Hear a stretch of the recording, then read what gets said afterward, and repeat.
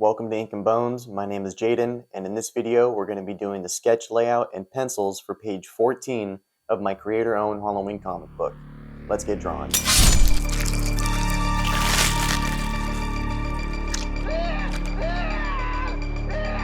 For page 14, we are now on the hunt for the kids that stole Timmy's candy, the bullies, and Patty and Jack have now devised up a plan to go prank these kids back, or at least maybe scare them enough to where they're going to think twice next year if they're going to want to bully another kid for their candy. So for this page, my three objectives that I want to focus on is storytelling. Do these panels flow together? Without words, can you tell what is happening? The character acting, which is, does their expressions, mannerisms convey the emotions that I am trying to sell for this particular scene or that panel? And then the setting, the only question we really need to answer is, does this look like it is a Halloween comic book? It is Halloween. Does it feel like Halloween? Does it look like Halloween? That is the main thing that I want to tackle for the setting. And while we work through the layout process, let's go ahead and go through the storytelling section. All the storytelling comes right from the layout. The layout determines the energy, the feel, the pace, the everything of the page. It is the bones before we get to the inks, or rather, in this case, the lead, but it is the bones of the page. And I gotta tell you, for this page, I really struggled to get the images from my head onto the page.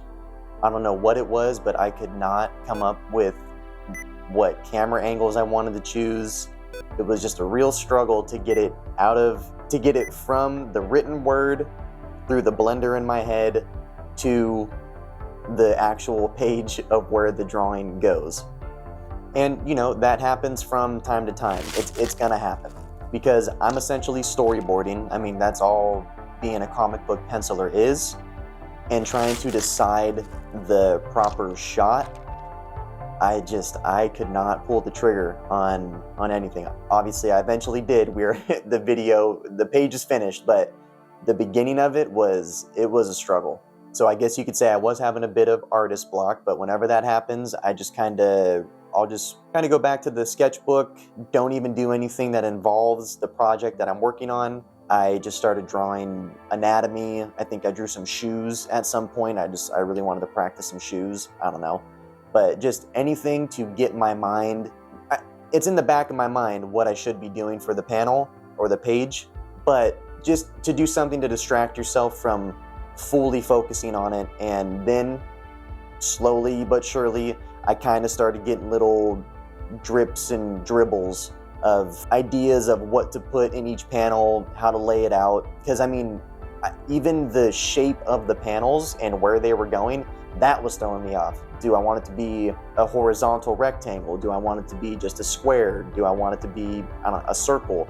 I mean, I couldn't think of, I don't know why. I just couldn't think of anything to do for this one. It was such a weird thing. But yeah, going to the sketchbook, drawing some random stuff, that always helps. And pretty much up until the end of this page, I wasn't really a fan of what was going on the page. For instance, right at the top, the angles of their face, Patty and Jack, of them talking to each other, I couldn't decide if I wanted to do a top-down shot, below shot, just a straight-on shot, their facial expressions, and I even had them backwards at one point. The line is Jack looked to Patty, then Patty to Jack, and on the first draft I had it Patty and then Jack.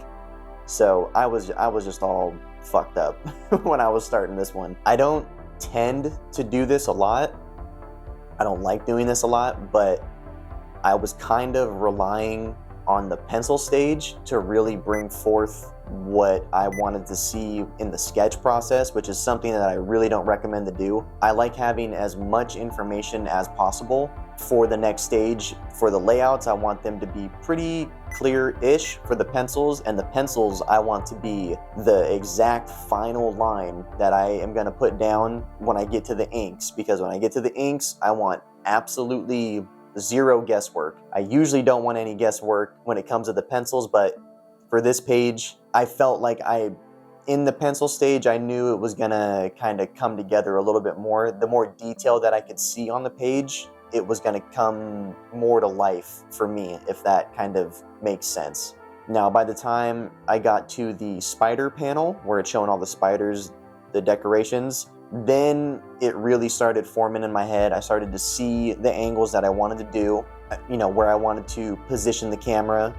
And then once I got to the coffin shot, instantly I knew I wanted to have a Tarantino style like trunk shot. If you look at every one of his movies, there's always a trunk shot. It's always that extreme bottom looking up shot. I really wanted to have them when they're looking in the coffin. Jack and Timmy are kind of like Jules and Vincent Vega in the beginning of Pulp Fiction. That's when the things kind of started to come alive, and I actually started to have fun with the page. The beginning it wasn't so much fun, but near the end I started to actually see what I wanted to do with the angles, and it started to become fun, that's what it's all about. If you're having fun, you're doing a good job. So as far as storytelling and panel layout goes, those are my struggles, just trying to find the actual camera shots that I wanted. Then I actually found some interesting shots that I liked, that I felt sold the story. And with the layout out of the way now, let's go ahead and get into the window dressing and start bringing these characters to life with the pencils. Starting off at the top, I don't know if it's because I grew up watching SpongeBob and like Courage the Cowardly Dog, and I think Ed, Edd and Eddy did it, but anytime they would zoom in and get like a close-up shot, the detail of the character would jump from just normal cartoon to like really not hyper realized, but SpongeBob is the best example. Anytime they would do like a really zoomed in shot, it would go to that paint style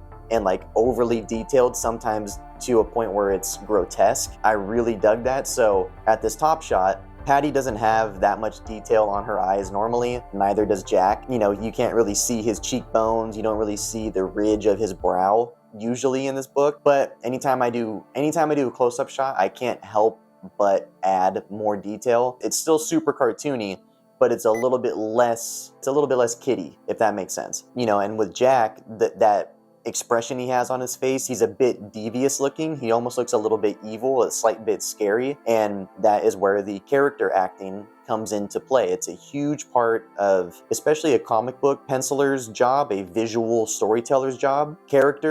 Storytelling and character are neck and neck for importance, but I mean, you gotta sell the character expression. For instance, on this page, Jack and Patty are devising a plan to go prank some bullies. They're really devising a plan, you'll see in the coming pages, but they're gonna go scare the shit out of these kids because they bullied they bullied some kid. But on Jack's face, he looks fucking evil. He kind of looks like the Stay Puft Marshmallow Man. He kind of reminds me of that weird, like, his cheek has got a little bit of pudginess to it, and that weird smile that he's got. His expression, you look at his expression, he's looking like he's up to some shit, and that is the main ingredient for doing the character acting. They don't even have to be saying a word. You can look at a clenched fist and that represents anger. Slumped shoulders can represent sadness or depression. Obviously, a smile represents being happy. Most of the time, if they're just smiling with their mouth and not their eyes, they might just be faking a smile. There's all these different things that go into the acting of these characters. And yes, this is like a kid's book and whatever, but you still have to sell what these characters are going through. Otherwise, if it doesn't feel real in the book, it's not going to feel real to the reader. And then what is the point of doing that? For instance, when they're looking at the plan, they're smiling, looking on the patio at the spiders and stuff. They all looking around, they're inspecting, they're a little bit scared or whatever. When Jack is looking in the coffin, he's kind of got a blank expression on his face. I guess I could have made him smile. That doesn't really have anything to do with it. But, if I did put him smiling, then you might think that there's bullies inside of the coffin, even though he is a jack-o'-lantern. Just a simple expression can change the whole mood of that panel, if not the whole page. And as far as character expressions go, Patty and Jack, you can see their face. Timmy, on the other hand, I'm pretty sure that boy is going to be the next Michael Myers or Jason, because I've had him, he's put on his mask, I think it was the last page. He's put his mask on, and I don't know if I want him to take his mask off again, because he's been been bullied. He's now put on like this slasher mask. I don't know, maybe that's his origin story, that he's gonna start killing everybody. That doesn't happen in this book. Coming up soon, there's a mini ambush that leads to a triumph, which we will see here soon. And I would like to see Timmy smiling again in that, because, you know, they're gonna beat the bullies, you know, spoiler alert. I don't know. All this to say is character expression is really important, even if someone's got a mask on. But in regards to Timmy, we'll see how that goes. So just to hammer it home, if you haven't picked up on the topic yet, the expressions, the mannerisms, the posture, that sells a story. That can sell a story more than you being told how they're feeling. Someone can tell you, I'm feeling okay. You hear their voice, you look at their face, you can tell something's going on. And to a certain extent, even weather can affect a mood or have its own character, which is more of the setting, which leads us right into the setting section of the page. Now, in regards to weather for this page, there isn't really much going on. It's a full moon. It's Halloween. You gotta have a full moon. As far as the setting of this page, you know, it's pretty Halloween-y. We got the lights in the background, and anytime there's gonna be lights, like string lights that people decorate, like around the tree, for instance, or kind of dangling on the roof and a little bit wrapped around the spider panel and stuff, all the lights are going to be orange and purple. If it's not drawn, really, this might not make sense, but if it's not fully penciled in there or inked in there, the colors are actually going to sell it more. Just even lights that are just hitting them randomly, it's always going to be purple and orange. That will really sell the Halloween aspect of it. In regards to what you can see on here without color, you know, just the pencils. The spider panel is probably the most Halloween on this one. I wanted to show a lot of the houses decorated. I didn't really get to showcase a bunch of stuff on houses. You kind of see little corners when they're walking with the lantern and stuff like that. The spider panel is gonna have that's the most Halloween of this whole thing, of this whole page. I mean, spider decorations, you got some jack-o'-lanterns, there's some tombstones in the background, but other than that, on this page, the colors are gonna sell this page more than the pencils, I think, as far as the Halloween feel to it. And all right, that is the pencils for page 14. We went through our 3 objectives: the storytelling, the character acting, and the setting. I think we nailed them all, kinda. We'll see. But actually, you guys can be able to tell me now, because I think at the end of these videos, I'm gonna start just reading the script for the page. It's only like 4 or 5 lines, but I think I'm gonna start reading those off to you guys so you can be the judge and tell me if I hit the nail on the head as far as translating the words into images. So without further ado, let's go ahead and check out the final pencils for page 14. Jack looked to Patty, then Patty to Jack, and they devised up a plan to go prank these kids back. They searched through front yards decorated for scares, behind spiders, in coffins, under lanterns' orange glares. They found a trail of treat wrappers that littered the ground, and it led to the graveyard with no one around. And that about wraps it up for the page 14 pencils. If you liked what you saw, go ahead and slash that like button. Go dump it in the lake. If you want to see more, consider subscribing. I would greatly appreciate it. And also, if you want to see the pages that I penciled so far, go ahead and click this playlist right here. But until then, this has been another episode of Ink and Bones, and I will see you on the next page.